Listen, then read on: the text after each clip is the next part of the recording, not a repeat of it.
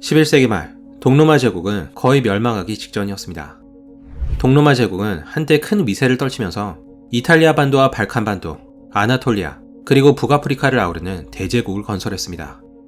하지만 시간이 흐르자 방대했던 영토는 점차 쪼그라들었습니다. 그러다 1071년 만지케르트 전투에서 패하면서 아나톨리아마저 셀주크 튀르크족에게 빼앗기게 됩니다. 무려 1000년 넘게 로마가 지배하던 아나톨리아가 이슬람 세력으로 넘어가는 순간이었습니다.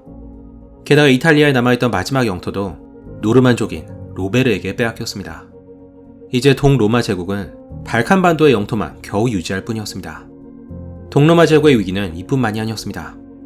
황제 자리를 노린 수많은 귀족들이 반란을 일으켰고 방만한 재정 관리로 국고는 텅텅 비어 있었습니다. 이때 한 인물이 등장해 황제의 자리에까지 오르게 되는데 그가 바로 알렉시오스 콤니노스였습니다. 이 영상은 알렉시오스의 딸 안나 콤니니가 쓴 알렉시아드를 주로 참고했습니다. 알렉시아드는 안나 콤니니가 아버지 알렉시오스의 행적을 자세히 기록한 책으로 제1차 십자군 전쟁의 배경과 당시 동로마 제국의 사정을 엿볼 수 있는 귀중한 자료입니다. 알렉시아드의 주인공 알렉시오스는 탁월한 지휘관이었습니다. 알렉시아드에 따르면 그는 수염이 갓 자라기 시작한 18살 정도의 나이에 이미 군을 지휘했다고 합니다. 미하엘 황제는 그에게 동쪽에서 일어난 루셀의 반란을 진압하게 했습니다. 루셀은 프랑크 출신의 용병 대장으로 아나톨리아가 튀르크족에게 넘어가는 혼란을 틈타 반란을 일으킨 것이었습니다. 튀르크족까지 자기 편으로 끌어들인 루셀은 승승장구하면서 동로마 제국을 위협했습니다. 하지만 아나톨리아로 파견된 알렉시오스는 튀르크족을 매수해서 루셀을 금방 사로잡았습니다. 그렇게 알렉시오스는 단 한 번의 전투도 없이 루셀의 반란을 진압했습니다. 1077년 보타니아티스가 정변을 일으켜서 새로운 황제가 됐습니다. 보타니아티스는 젊었을 때 뛰어난 장군이었지만 그가 황제에 올랐을 때는 80에 가까운 고령이었습니다. 그러자 그가 황제에 오르는 걸 반대한 브레니오스와 바실라키오스가 각각 반란을 일으켰습니다. 그리고 이번에도 알렉시오스에게 반란을 진압하라는 명령이 떨어졌습니다. 알렉시오스는 종횡무진 활약하면서 단 1년 만에 이들을 모두 격파했습니다. 반란을 일으킨 브리에니오스와 바실라키오스는 동로마 법에 따라 두 눈이 뽑히게 됩니다. 그리고 얼마 후 알렉시오스는 큰 환호를 받으면서 동로마 제국의 수도인 콘스탄티노폴리스로 돌아왔습니다. 콘스탄티노폴리스는 그 당시 세계 최고의 도시로 모든 도시의 여왕이라고도 불렸습니다. 콘스탄티노폴리스를 방문한 누군가는 이 도시에 대해 이런 말을 남겼습니다. 우리는 우리가 땅 위에 있는지 천국에 있는지 알 수 없었다. 확실히 지구상 어디에도 그런 화려함이나 아름다움은 없다. 우리는 그 아름다움을 잊을 수 없다. 한편 혼자의 힘으로 세계의 반란을 진압한 알렉시오스는 보타니아티스 황제의 신임을 얻게 됩니다. 그래서 황제는 기회가 있을 때마다 알렉시오스와 그의 형 이사키오스를 만찬에 초대했다고 합니다. 그러자 황제의 다른 신하들이 형제를 질투해서 끊임없이 이들을 모함하기 시작했습니다. 황제는 듣지 않았지만 시간이 흐를수록 이들에 대한 험담과 모함은 집요해질 뿐이었습니다. 황제가 간신들에게 설득돼 형제를 잡아들이는 건 시간 문제로 보였습니다. 결국 알렉시오스와 그의 형은 억울한 누명을 쓰고 죽을 바에야 차라리 반란을 일으키기로 합니다. 한밤중에 몰래 수도를 빠져나간 형제는 빠르게 군을 모아 콘스탄티노폴리스를 공격했습니다. 콘스탄티노폴리스는 그 위상에 버금가는 난공불락의 요새여서 보통 방법으로는 함락이 불가능했습니다. 그래서 알렉시오스는 자신의 가장 큰 장기를 활용했습니다. 바로 매수와 설득이었습니다. 그는 성벽 위에 있는 수비 대장을 꼬드겨서 성문을 열게 했습니다. 그리고 일단 성문이 열리자 콘스탄티노폴리스로 진입한 알렉시오스의 병사들이 순식간에 도시를 차지했습니다. 그런데 이때 알렉시오스가 예상치 못한 일이 발생했습니다. 이성을 잃은 병사들이 도시를 약탈한 것이었습니다.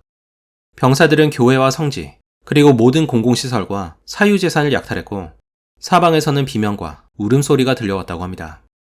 알렉시오스는 학살과 약탈에 대해 큰 죄책감을 느꼈습니다. 그래서 40일 밤낮으로 통곡하고 기도하면서 용서를 빌었다고 합니다. 콘스탄티노폴리스를 차지한 알렉시오스와 그의 형 이사키오스는 보타니아티스 황제를 폐위시키고 수도원으로 보냈습니다. 하지만 아직 알렉시오스와 이사키오스 중에서 누가 황제가 될지를 정해야 했습니다. 분쟁을 피하고 싶었던 이사키오스는 더 많은 지지를 얻고 있던 동생 알렉시오스에게 황제 자리를 양보했습니다. 그 대신 이사키오스는 황제 다음으로 높은 세바스토 크라토르가 됐습니다. 그렇게 알렉시우스가 동로마 제국의 황제가 됐습니다. 알렉시아드를 쓴 안나 콤니니는 그에 대해 이렇게 적었습니다. 알렉시우스는 특별히 키가 크진 않았지만 어깨가 벌어지고 몸의 균형이 잘 잡혀 있었다. 그에게서 뿜어져 나오는 아름다움과 우아함은 다가갈 수 없는 권위와 위엄이 느껴졌다. 그의 능수능란한 언변은 듣는 이들을 사로잡아서 토론에서든 행동에서든 따라잡을 자가 없었다. 물론 딸이 아버지에 대해서 쓴 글이어서 객관적이지 않을 수 있습니다. 하지만 알렉시우스의 행적을 보면 그가 엄청난 달변가였다는 것만큼은 사실이었던 것 같습니다. 알렉시우스가 황제가 된 1081년, 동로마 제국은 당장 멸망해도 이상할 게 없을 정도로 큰 위기에 직면해 있었습니다. 동쪽에선 튀리크인이 국경지대를 약탈하고 있었고 북쪽에서는 페체네크와 같은 이민족이 제국을 위협하고 있었습니다. 하지만 가장 큰 위협은 서쪽에 있었습니다. 당시 이탈리아 남부를 차지하고 있던 노르만 세력이 동로마 제국으로 원정을 준비하고 있었습니다. 이들을 이끌고 있던 인물은 프랑스 노르망디 출신의 로베르 기스카르였습니다. 그는 이탈리아로 건너가서 용병으로 활동하다가 어느새 자기만의 세력을 형성하게 됩니다.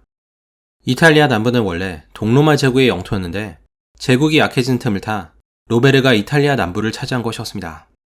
그는 교활해서 수단과 방법을 가리지 않고 이웃 나라를 차례차례 병합했습니다. 얼마 후 그는 남부 이탈리아와 시칠리아를 아우르는 큰 세력으로 성장하게 됩니다. 알렉시우스가 황제에 오르기 4년 전인 1077년, 로베르의 위협을 느낀 미하일 황제는 자기 아들을 로베르의 딸과 혼인시키려고 했습니다. 하지만 얼마 후 보타니아티스가 정변을 일으켜서 미하일 황제를 퇴위시켰고 로베르의 딸은 수도원으로 보내졌습니다. 그러자 로베르는 폐위된 미하일을 다시 황제로 세운다는 명분으로 동로마 제국을 공격하게 됩니다. 1081년, 로베르는 약 1만 5천의 대군을 동원해 동로마 제국 서부의 주요 도시였던 디라히온을 공격했습니다. 당시 동로마의 상황은 정말 심각했는데 일단 제대로 된 군대가 없었습니다. 수도에는 300명도 안 되는 병사가 전부였고 국고가 거의 바닥나서 용병을 고용할 수도 없었습니다.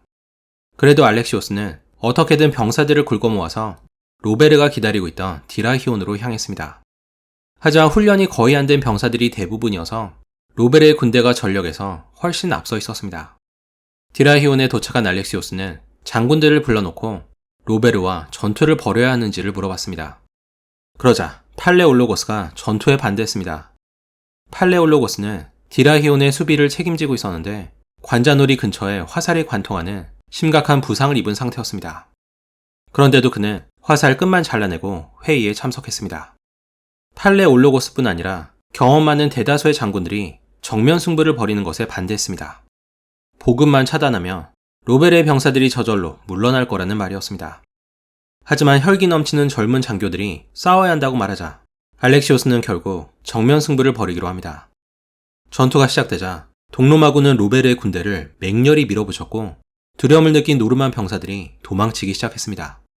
이때 이들을 멈춰 세운 건 로베르의 아내 시켈 가에타였습니다. 그녀가 겁먹은 병사들에게 남자답게 굴라면서 호통을 치자 그제야 정신 차린 병사들이 전열을 가다듬고 반격을 가했습니다. 한번 전세가 역전되자 동로마군은 잘 훈련된 로베르군의 상대가 되지 못했습니다. 동로마군은 패주했고 알렉시우스 황제도 혼자서 말을 타고 겨우 탈출했다고 합니다. 디아리온에서 패한 동로마군은 몇 번 더 반격을 시도했지만 그때마다 번번이 패배를 당할 뿐이었습니다. 하지만 알렉시우스는 포기하지 않고 로베르를 몰아낼 다른 방법을 찾아냈습니다. 알렉시우스는 신성 로마 제국의 하인리 4세를 부추겨서 로마의 교황을 공격하게 했습니다. 당시 하인리 4세와 교황은 앙숙으로 유명했는데 교황은 자신을 보호하기 위해서 로베르와 동맹을 맺고 있었습니다. 로마의 교황이 위협받자 로베르는 어쩔 수 없이 이탈리아로 돌아가야 했습니다. 하지만 로베르는 돌아가면서 그의 아들 보헤몽을 남겨두고 공격을 이어가게 했습니다. 두 차례 전투에서 동로마군의 승리를 거둔 보헤몽은 한때 발칸반도 서부의 넓은 영토를 차지하기도 했습니다. 하지만 라리사 전투의 승리를 기점으로 전황은 동로마 제국에 유리하게 돌아갔습니다. 알렉시우스는 또 보헤몽의 부하들을 뇌물로 꼬드겼습니다. 그러자 그들은 점점 보헤몽에게 등을 돌리기 시작했습니다. 게다가 알렉시우스를 도우러 온 베네치아 함대도 공격에 합세하자 보헤몽은 더 이상 견디지 못하고 이탈리아로 돌아갔습니다. 1084년, 로베르가 돌아와서 또다시 공격을 시도했지만 바다를 건넌 지 얼마 안 돼서 병으로 사망했습니다. 이로써 동로마 제국과 알렉시오스는 큰 위기를 넘기게 됩니다. 하지만 그로부터 얼마 뒤인 1087년 북쪽 이민족인 페체네크족과 쿠만족이 북쪽에서 대대적인 침공을 감행했습니다. 이들은 10만이 훨씬 넘는 병력으로 제국의 북쪽 영토를 마음껏 유린했습니다. 하지만 노르만의 침공을 막아내느라 힘을 소진한 동로마 제국은 이들을 한꺼번에 상대할 여력이 없었습니다. 그러다 페체네크족과 쿠만족 사이에 균열이 발생했다는 걸 포착한 알렉시오스는 쿠만족을 동로마 편으로 끌어들이는 데 성공했습니다. 동로마 쿠만 연합군과 페체네크족은 레부니온이라는 곳에서 결전을 치렀는데 이 전투에서 알렉시오스가 이끄는 동로마군이 대승을 거뒀습니다. 반면 페체네크족은 전멸에 가까운 피해를 입었습니다. 이날에 대해 알렉시아드는 이렇게 기록했습니다. 만 단위의 남자들뿐 아니라 아내와 아이들까지 포함한 온 민족이 그날 완전히 쓸려나갔다. 이날은 4월 29일이었다. 그래서 사람들은 딱 하루 차이로 페체네크인들이 5월을 보지 못했다는 익살스러운 노래를 만들었다. 이때 페체네크족이 거의 사라지다시피 해서 이후에는 더 이상 동로마에 큰 위협이 되지 못했습니다. 그렇게 알렉시오스는 단시간에 노르만과 이민족의 침략을 모두 막아냈습니다. 어느 정도 혼란이 수습되자 이제 알렉시오스의 시선은 아나톨리아로 향했습니다. 하지만 홀로 튀르크족을 상대하기는 무리라고 판단한 알렉시오스는 서방에 도움을 요청하기로 합니다. 알렉시오스는 새로 교황이 된 우르바노 2세에게 사절을 보내서 함께 튀르크족을 몰아내고 교회를 보호하자고 설득했습니다. 하지만 우르바노 2세는 다른 생각을 하고 있었습니다. 당시 교황은 신성 로마 제국과 갈등을 빚고 있었고 클레멘스란 인물이 나타나 자기가 정당한 교황이라고 주장했습니다. 입지가 불안정했던 우르바노 2세는 알렉시오스의 원조 요청을 통해 자신의 입지를 강화하기로 합니다. 그의 계획은 기독교 세력을 한데 모아서 예루살렘 성지를 탈환하자는 것이었습니다. 교황은 또 성전에 참여하면 죄를 용서받을 수 있다는 말로 사람들에게 성전에 참여할 것을 촉구했습니다. 그러자 유럽 전역의 수많은 사람들이 이 성전에 참여하게 됩니다. 그리고 이것이 바로 십자군 전쟁의 시작이었습니다. 십자군 전쟁에 참여한 대표적인 인물로는 은자 피에르, 프랑스 왕의 형제이자 베르망두아 백작인 위그, 신성 로마 제국 출신의 고드프로아, 툴루스 백작 레몽, 그리고 타란토의 공자 보에몽이 있었습니다. 보에몽은 불과 몇 년 전 동로마 제국을 침공했다가 쫓겨난 바로 그 보에몽이었습니다. 이들은 겉으로는 교회를 보호한다는 그럴듯한 명분을 내세웠지만 사실 각자 다른 야심과 욕망을 숨기고 있었습니다. 이들은 여차하면 목표를 바꿔서 동로마 제국을 약탈할 수도 있었습니다. 심지어 베르망도와 백작은 알렉시오스에게 이런 황당한 편지를 보내왔습니다. 알아두시오. 나는 왕 중의 왕이고 하늘 아래 있는 자 중에서 가장 큰 자이니 내가 도착하자마자 내 고귀함에 합당한 방식으로 대접하는 것이 마땅하오. 십자군은 가는 곳마다 식량을 내놓으라고 요구했고 만약에 거절하면 그 마을 전체를 약탈하기 일쑤였습니다. 그래서 이슬람 교도를 죽이기도 전에 수많은 동료 그리스도인이 십자군의 죽임을 당했습니다. 그 와중에 성전과는 전혀 상관없는 수천 명의 유대인이 십자군에 학살되기도 했습니다. 알렉시아드는 십자군에 대해서 이렇게 기록했습니다. 황제는 무수히 많은 켈트인이 접근한다는 말에 염려했는데 이들의 무지막지한 공격 방식과 불안정하고 변덕스러운 성격, 기이한 천성과 여기에 딸려오는 모든 특성 때문이다. 이들은 항상 돈에 목말라 있었고 기꺼이 휴전을 무시할 것도 알았다. 그러나 황제는 낙심하지 않고 만반의 준비를 갖추었다. 알렉시오스가 바란 건 정규군의 지원이었지 통제 불능 상태에 빠진 폭도를 보내달라는 것이 아니었습니다. 하지만 어쨌든 점점 더 많은 십자군 무리가 수도 콘스탄티노폴리스로 모여들고 있었습니다. 한 가지 다행인 것은 여러 십자군 부대가 따로따로 이동하고 있어서 이들은 모두 다른 시간에 콘스탄티노폴리스에 도착했다는 것이었습니다. 만약 십자군이 한꺼번에 모여더라면 압도적인 병력을 이용해서 콘스탄티노폴리스를 노릴 게 분명했습니다.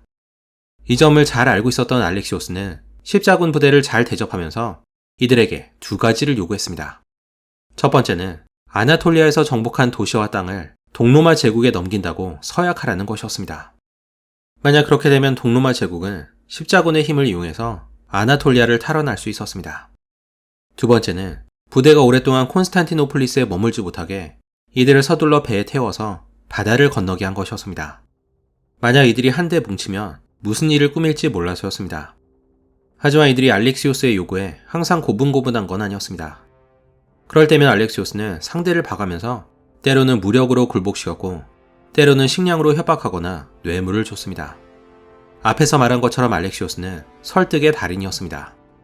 한 번은 어떤 십자군 귀족이 갑자기 황제의 자리에 앉는 돌발 행동을 했습니다.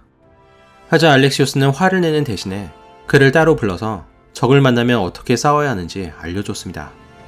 알렉시오스가 십자군에 건넨 가장 중요한 조언은 적을 너무 뒤쫓지 말라는 것이었습니다. 튀르크군이 매복을 활용하는 습성을 잘 알고 있어서였습니다. 얼마 후 보헤몽이 도착했을 때도 알렉시오스는 평정심을 잃지 않았습니다. 황제는 예전에 둘이 싸웠던 것에 대해서 농담을 건네기도 했습니다. 그런데 보헤몽은 의외로 순순히 충성서약을 했다고 합니다. 하지만 그에게 충성서약이 큰 의미가 없다는 것이 이후 그의 행동에서 드러나게 됩니다. 그렇게 알렉시오스의 세심한 노력 덕분에 십자군은 큰 사고 없이 바다 건너 아나톨리아로 건너갔습니다. 그 후의 이야기는 알렉시아드에 자세히 적혀 있습니다.